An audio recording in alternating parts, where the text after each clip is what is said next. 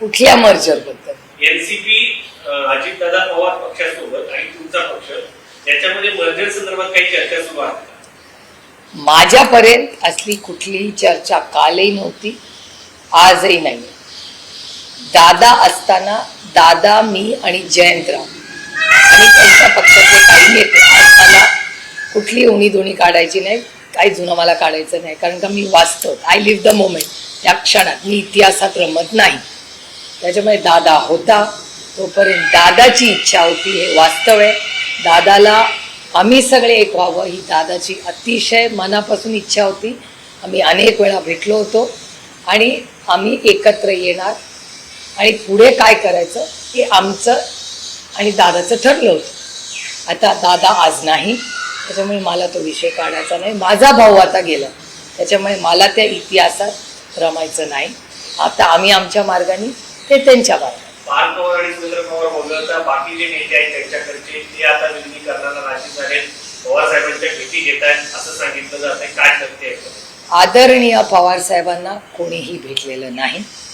प्रफुल्लभाई अनेक वेळा आमच्या घरी गेले 60-50 वर्ष येत आहेत.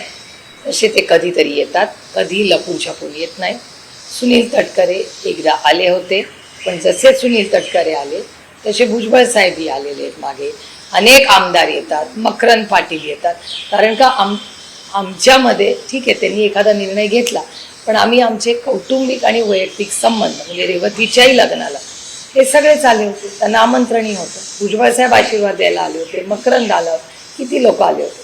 फक्त हसन मुश्रीफ आले नव्हते, बाकी सगळेच आले होते आणि सगळ्याच पक्षाचे लोक आले होते. त्याच्यामुळे मला असं वाटतं की जे काय 2-3 वर्षापूर्वी झालं, मी मूव्ड ऑन आणि माझ्या त्यांना शुभेच्छा आहेत आणि आम्ही आमच्या घरामध्ये समाधानी आहोत आणि सुखी.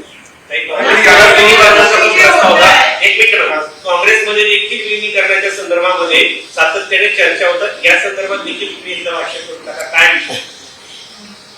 राष्ट्रवादी काँग्रेस शरदचंद्र पवार हा कुठेही विलीनीकरणच्या चर्चेत नाही. काँग्रेसकडून कुठलाही प्रस्ताव आम्हाला नाही, आम्ही काँग्रेसला प्रस्ताव दिलेला नाही. आणि आमचे आणि काँग्रेसचे अतिशय प्रेमाचे जिव्हाळ्याचे संबंध कालही होते, आजही आहेत आणि उद्याही राहतील.